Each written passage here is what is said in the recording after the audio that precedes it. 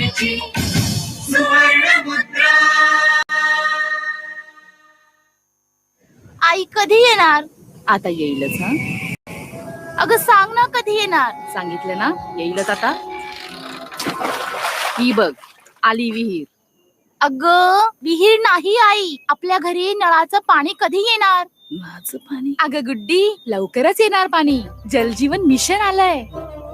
आपण एक पाऊल उचललं की सरकार 10 पावलं उचलेल. खरंच. तुझ्या तोंडात साखर पडो. साखर नाही आई, स्वच्छ पाणी. 2024 पर्यंत देशातील सर्व 19 कोटी घरात पोहोचणार पिण्याचे स्वच्छ पाणी. आता येईल हर घर जल. जल जीवन मिशन, जल शक्ती मंत्रालय, भारत सरकार.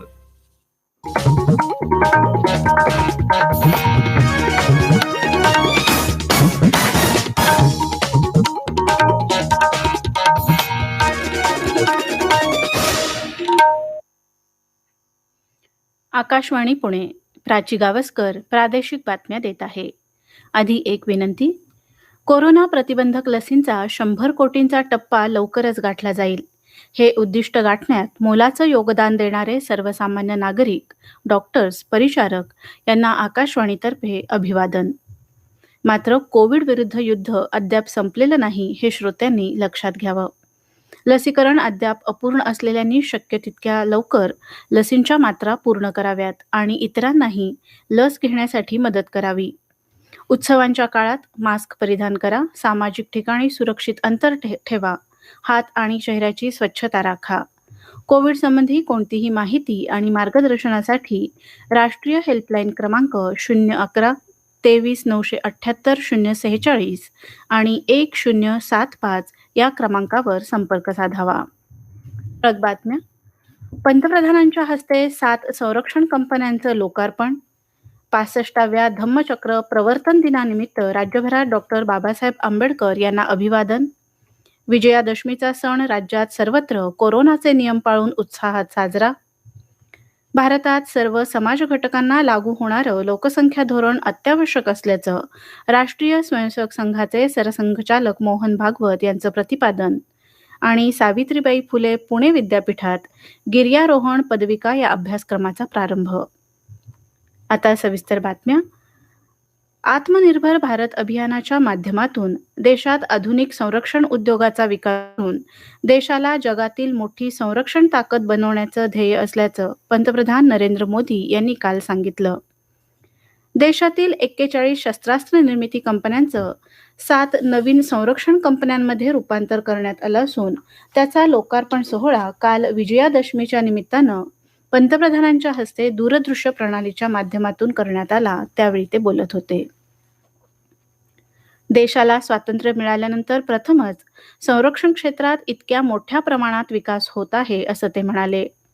या 7 राष्ट्रीय कंपन्यांमुळे भारताची अर्थव्यवस्था मजबूत होईल, तसंच संरक्षण क्षेत्रात आधुनिकता, प्रगती आणि आत्मनिर्भरता आणण्याचे सरकारचे प्रयत्न अधिक बळकट होतील असा विश्वास पंतप्रधानांनी व्यक्त केला. या कंपन्यांकडे सध्या 65,000 कोटी रुपयांच्या संरक्षण उत्पादनांची मागणी नोंदवण्यात आली आहे. हेच त्यांच्या गुणवत्तापूर्ण कामाचं द्योतक आहे असे गौरवही पंतप्रधानांनी यावेळी काढले. संरक्षण क्षेत्रातील उत्पादन आणि निर्यातीमध्ये भारताला अव्वल स्थान मिळवून देण्याचा यामागे उद्देश असल्याचं संरक्षण मंत्री राजनाथ सिंह यांनी यावेळी सांगितलं. या 7 कंपन्यांमध्ये नागपूर इथल्या यंत्र इंडिया कंपनीचाही समावेश आहे. केंद्रीय मंत्री नितीन गडकरी हे या कार्यक्रमासाठी नागपूर इथं कंपनीत उपस्थित होते. 65व्या धम्मचक्र प्रवर्तन दिनानिमित्त काल राज्यात सर्वत्र भगवान बुद्ध आणि भारतरत्न डॉक्टर बाबासाहेब आंबेडकर यांना अभिवादन करण्यात आलं. यानिमित्त नागपूरच्या दीक्षाभूमीवर डॉक्टर बाबासाहेब आंबेडकर स्मारक समितीचे अध्यक्ष आर्य नागार्जुन सुरई ससाई यांच्या नेतृत्वाखाली स्मारक समितीचे सदस्य आणि काही निवडक बौद्ध अनुयायांनी भगवान बुद्धांच्या प्रतिमेला पुष्पहार अर्पण करून बुद्धवंदना केली. तसंच मध्यवर्ती स्तूपातील बाबासाहेबांच्या अस्थिकलशाला भिक्खू संघानं मानवंदना दिली. यंदा कोरोनामुळे दीक्षाभूमीवर धम्मचक्र प्रवर्तन सोहळा रद्द करण्यात आला होता. मात्र कोरोना प्रतिबंधक लसीच्या दोन्ही मात्रा घेतलेल्या लोकांना दीक्षाभूमीवर डॉक्टर बाबासाहेब आंबेडकर यांच्या अस्थि कलशाचं दर्शन घेता आलं. धम्मचक्र प्रवर्तन दिनानिमित्त केंद्रीय सामाजिक न्याय राज्यमंत्री रामदास आठवले यांनी काल नागपुरात दीक्षाभूमीला भेट दिली आणि अभिवादन केलं. नवी दिल्ली इथं डॉक्टर बाबासाहेब आंबेडकर आंतरराष्ट्रीय केंद्र आणि डॉक्टर बाबासाहेब आंबेडकर संग्रहालय स्थापन करून केंद्र शासन बाबासाहेब आंबेडकरांच्या स्मृती जागृत ठेवण्यासाठी प्रयत्नशील आहे, असं आठवले यांनी यावेळी सांगितलं. तथागत गौतम बुद्धांचं विश्वशांतीचा संदेश देणारं तसंच पंचशीलाचं तत्वज्ञान जगाला मार्गदर्शक ठरणारं तत्वज्ञान आहे, असं प्रतिपादन केंद्रीय रस्ते वाहतूक मंत्री नितीन गडकरी यांनी काल नागपूर जिल्ह्यातल्या कामठी इथं केलं. 65व्या धम्मचक्र प्रवर्तन दिनानिमित्त ड्रॅगन पॅलेस टेम्पल कामठी इथं आयोजित महोत्सवात ते बोलत होते. यावेळी केंद्रीय मंत्री रामदास आठवले, विरोधी पक्षनेते देवेंद्र फडणवीस उपस्थित होते. भगवान गौतम बुद्धांचा जन्म, दीक्षा तसंच महानिर्वाण या महत्त्वाच्या घटनांशी संबंधित उत्तर प्रदेश, बिहारमधील लुंबिनी, सारनाथ, कुशीनगर या बुद्धिस्ट सर्किटमधील 20,000 कोटी रुपयांच्या रस्त्यांचं बांधकाम केंद्रीय महामार्ग मंत्रालयातर्फे सुरू आहे.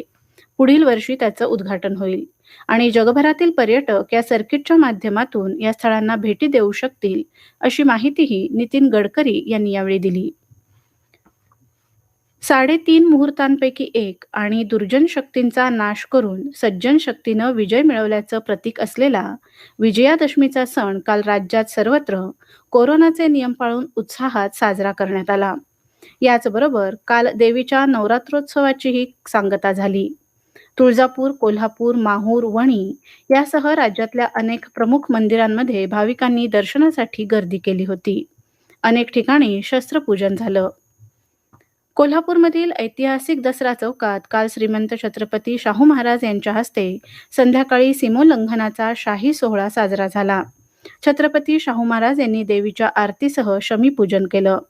खासदार संभाजीराजे छत्रपती, मालोजीराजे यांच्यासह राजघराण्यातील सदस्य आणि निवडक 250 निमंत्रितांच्या उपस्थितीत हा सोहळा पार पडला. कोरोनाच्या पार्श्वभूमीवर मर्यादित स्वरूपात झालेल्या या सोहळ्याचा आनंद नागरिकांना लुटता यावा यासाठी कोल्हापूर शहरात 10 ठिकाणी पडदे लावण्यात आले होते.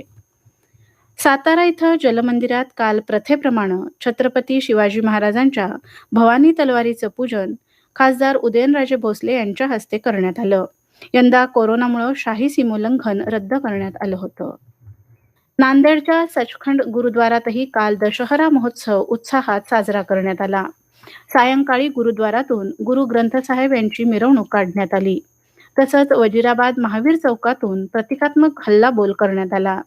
देश परदेशातून आलेले शीख भाविक यावेळी मोठ्या संख्येनं उपस्थित होते. शिवसेनेचा दसरा मेळावा काल माटुंगा इथल्या षण्मुखानंद सभागृहात झाला. शिवसेना पक्षप्रमुख मुख्यमंत्री उद्धव ठाकरे यांनी यावेळी उपस्थितांना मार्गदर्शन केलं. राज्यात मोठ्या प्रमाणात उद्योग उभारण्यासाठी आणि गुंतवणूक आणण्यासाठी राज्य सरकार प्रयत्न करत आहे.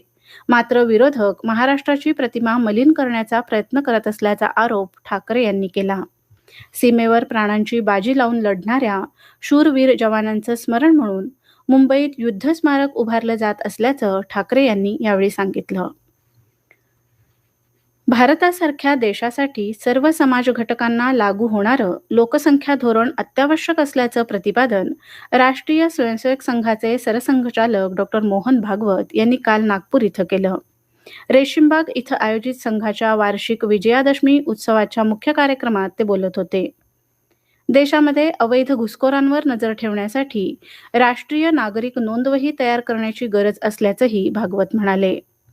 बिटकॉइन सारख्या अनियंत्रित डिजिटल चलनात सर्व देशांच्या अर्थव्यवस्थेला अस्थिर करण्याची क्षमता आहे, असंही ते म्हणाले.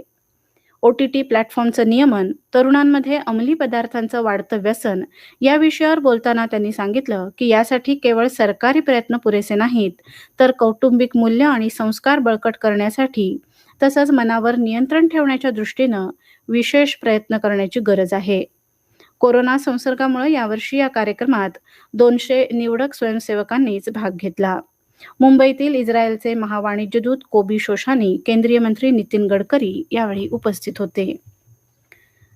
13व्या शतकांपासूनची परंपरा असलेला नंदुरबार जिल्ह्यातल्या काठी संस्थांचा आदिवासी दसरा महोत्सव काल विधिवत पूजेसह पार पडला. या महोत्सवातील एक आकर्षण असलेली घोड्यांची शर्यत यंदा कोरोनाच्या पार्श्वभूमीवर होऊ शकली नाही. या दसरा महोत्सवात नोवाया आणि दोहरा खांबाच्या पूजनासह राजांची गादी आणि शस्त्रपूजन होतं. नोवाया खांब हा निसर्गदेवतेचं प्रतीक मानून या ठिकाणी धान्य आणि पिकाचं पूजन केलं जातं, तर दोहरा खांब हा रावणाचं प्रतीक म्हणून पूजला जातो. या प्रादेशिक बातम्या आपण आकाशवाणीच्या पुणे केंद्रावरून ऐकत आहात. या बातम्या आपण न्यूज ऑन AIR या ॲपवर देखील ऐकू शकता. ताज्या अपडेटसाठी आपण आम्हाला फॉलो करू शकता. आमचं Facebook page All India Radio news Pune, Twitter handle @AR news Pune आणि Marathi news Pune All India Radio या आमच्या यूट्यूब चॅनलवर. गिर्यारोहण हा तुमचा छंद असेल तर या छंदाचं करिअरमध्ये रूपांतर करण्याची संधी आता तुम्हाला मिळणार आहे.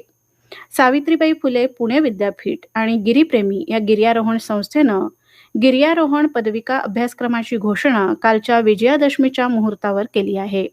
यासाठी 45 जणांची निवडही करण्यात आली आहे. ऐकूया याविषयीचा अधिक वृत्तांत. गिर्यारोहण पदविका या 1 वर्षाच्या अभ्यासक्रमाची घोषणा सावित्रीबाई फुले पुणे विद्यापीठाचे कुलगुरू डॉक्टर नितीन करमळकर यांनी काल केली. येत्या सोमवारपासून या अभ्यासक्रमाचे ऑनलाईन वर्ग सुरू होणार आहेत. नंतरच्या सत्रात सह्याद्रीच्या पर्वतरांगांमध्ये प्रात्यक्षिकांचे वर्ग असतील. तसंच तज्ज्ञांचं मार्गदर्शन, पर्यावरण जतन, आपत्ती निवारण आणि आपत्ती व्यवस्थापनाचे धडेही या माध्यमातून दिले जाणार आहेत. मार्च महिन्यात विद्यार्थ्यांचा हिमालयातील उत्तरकाशी इथं 24 दिवसांचा प्रशिक्षण दौरा असेल. तिथल्या नेहरू इन्स्टिट्यूट ऑफ माउंटेनिअरिंग या प्रसिद्ध संस्थेच्या माध्यमातून हिमालयातील खडतर गिर्यारोहणाचं प्रात्यक्षिकांसह प्रशिक्षण दिलं जाणार आहे. गिर्यारोहण करताना अत्यावश्यक असलेला मनाचा कणखरपणा, संघभावना, साहस आणि निर्णय क्षमता ही कौशल्य विकसित करण्यासाठी हा अभ्यासक्रम उपयुक्त ठरणार आहे. अशा स्वरूपाचा अभ्यासक्रम सुरू करणारं सावित्रीबाई फुले पुणे विद्यापीठ हे देशातलं पहिलंच विद्यापीठ ठरलं आहे. साहसी क्रीडा प्रकार असणाऱ्या गिर्यारोहणाला शिक्षणाच्या मुख्य प्रवाहात आणण्यासाठी पुणे विद्यापीठ आणि गिरीप्रेमी संस्थेनं उचललेलं हे पाऊल भविष्यात मैलाचा दगड ठरेल यात शंका नाही. आकाशवाणी बातम्यांसाठी पुण्याहून सीमा चोरडिया. देशात आतापर्यंत कोविड प्रतिबंधात्मक लसींच्या 97,18,60,000पेक्षा अधिक मात्रा देण्यात आल्या आहेत. देशात काल सकाळी संपलेल्या 24 तासात कोरोनाच्या 16,000हून अधिक नवीन बाधितांचं निदान झालं, तर 19,000 रुग्ण कोरोनामुक्त झाले. देशात सध्या 2,03,678 कोरोना रुग्ण उपचार घेत आहेत. बरे झालेल्या रुग्णांचं प्रमाण 98.7% झालं आहे. या कालावधीत देशात कोविड-19मुळे 379 रुग्णांच्या मृत्यूची नोंद झाली. राज्यात काल 1,898 रुग्ण कोरोनामुक्त झाले, तर 2,149 नवीन रुग्णांची नोंद झाली. राज्याचं रुग्ण बरे होण्याचं प्रमाण 97.37% झालं आहे. राज्यात काल दिवसभरात या आजारामुळे 29 रुग्णांच्या मृत्यूची नोंद झाली. राज्यातील कोरोना स्थितीबाबतच्या सविस्तर बातम्या आपण कोरोना महाराष्ट्र या आमच्या विशेष बातमीपत्रात सकाळी 10:10 ऐकू शकाल. माजी राष्ट्रपती भारतरत्न डॉक्टर APJ अब्दुल कलाम यांची जयंती काल राज्यात सर्वत्र वाचन प्रेरणा दिवस म्हणून विविध उपक्रमांद्वारे साजरी करण्यात आली. जळगाव जिल्ह्यात चाळीसगाव इथल्या BP आर्ट्स, SMA सायन्स आणि KKC कॉमर्स महाविद्यालयात वाचन प्रेरणा दिन वेबिनारद्वारे साजरा करण्यात आला. पुण्यात महाराष्ट्र साहित्य परिषदेतर्फे वाचन प्रेरणा दिनानिमित्त मसापच्या संदर्भ ग्रंथालयात नियमित येणाऱ्या वाचकांचा कार्याध्यक्ष प्राध्यापक मिलिंद जोशी यांच्या हस्ते सत्कार करण्यात आला. इयत्ता 10वी आणि 12वीच्या पहिल्या सत्राच्या परीक्षा नोव्हेंबर आणि डिसेंबर महिन्यात विद्यार्थ्यांच्या प्रत्यक्ष उपस्थितीत होतील, असं केंद्रीय माध्यमिक शिक्षण मंडळानं काल जाहीर केलं. या परीक्षांचं वेळापत्रक 18 ऑक्टोबरला जाहीर केलं जाणार आहे. ही परीक्षा बहुपर्यायी पद्धतीनं होणार असून प्रत्येक प्रश्नपत्रिका 90 मिनिटात सोडवायची आहे, असं CBSEनं जाहीर केलेल्या परिपत्रकात म्हटलं आहे. दसऱ्याच्या मुहूर्तावर काल नाशिक जिल्ह्यातल्या उमराणे इथल्या कृषी उत्पन्न बाजार समितीत नवीन पावसाळी लाल कांदा लिलावाचा शुभारंभ बाजार समितीचे प्रशासक फयाज मुलानी यांच्या हस्ते करण्यात आला. यावेळी मुहूर्ताच्या कांद्याला सर्वोच्च 5,151 रुपये भाव मिळाला. दरम्यान चालू वर्षी सुरुवातीपासूनच मोठ्या प्रमाणात पाऊस झाल्यानं लाल कांद्याच्या उत्पादनात कमालीची घट झाली आहे. त्यामुळे साठवून ठेवलेल्या उन्हाळी कांद्यांच्या दरात तेजी राहणार असल्याची शक्यता व्यापाऱ्यांनी वर्तवली आहे. हवामान बदल आणि जागतिक तापमान वाढीमुळे सर्व जीवसृष्टी संकटात सापडली असताना निसर्गाचा बिघडलेला समतोल सुधारण्यासाठी माझी वसुंधरा अभियानाअंतर्गत जळगाव जिल्ह्यात एरंडोल नगरपालिकेच्या वतीनं वृक्ष बँक स्थापनेचा अभिनव प्रयोग सुरू करण्यात आला आहे. त्याची सुरुवात म्हणून शहरातील एका अभियंता गटानं 50 देशी फळझाडं नगरपालिकेला ठेव म्हणून सुपूर्द केली आहेत. हवामान. सरासरी वेळापत्रकानुसार काल नैऋत्य मान्सूननं संपूर्ण देशाचा निरोप घेणं अपेक्षित होतं. मात्र अजूनही गोवा, कर्नाटक आणि केरळच्या काही भागात त्याचं अस्तित्व कायम आहे. येत्या 19 तारखेपर्यंत हा नैऋत्य मान्सून भारताचा निरोप घेईल आणि दक्षिणेत हिवाळी पाऊस घेऊन येणारा ईशान्य मान्सून 20 ऑक्टोबरपासून सुरू होईल असा हवामान खात्याचा अंदाज आहे. हवामानातल्या बदलामुळे सध्या मध्य आणि उत्तर भारतात दिवसाच्या तापमानात वाढ होत असली तरी लवकरच किमान तापमानात घट सुरू होऊन थंडीची चाहूल लागेल अशी अपेक्षा आहे. मान्सूननं राज्याचा निरोप परवाच घेतला असला तरी ओडिशाच्या किनाऱ्याकडून आलेल्या वाऱ्यांमुळे विदर्भात आणखी 3 दिवस तरी अनेक ठिकाणी पाऊस अपेक्षित आहे. याबरोबरच मराठवाडा आणि मध्य महाराष्ट्रातही तुरळक ठिकाणी पाऊस पडू शकतो. शेवटी पुन्हा ठळक बातम्या. पंतप्रधानांच्या हस्ते 7 संरक्षण कंपन्यांचं लोकार्पण. 65व्या धम्मचक्र प्रवर्तन दिनानिमित्त राज्यभरात डॉक्टर बाबासाहेब आंबेडकर यांना अभिवादन. विजयादशमीचा सण राज्यात सर्वत्र कोरोनाचे नियम पाळून उत्साहात साजरा.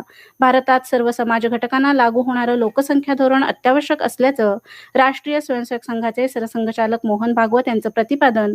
आणि सावित्रीबाई फुले पुणे विद्यापीठात गिर्यारोहण पदविका या अभ्यासक्रमाचा आरंभ. आकाशवाणी पुणे केंद्रावरचं प्रादेशिक बातमीपत्र संपलं. नमस्कार.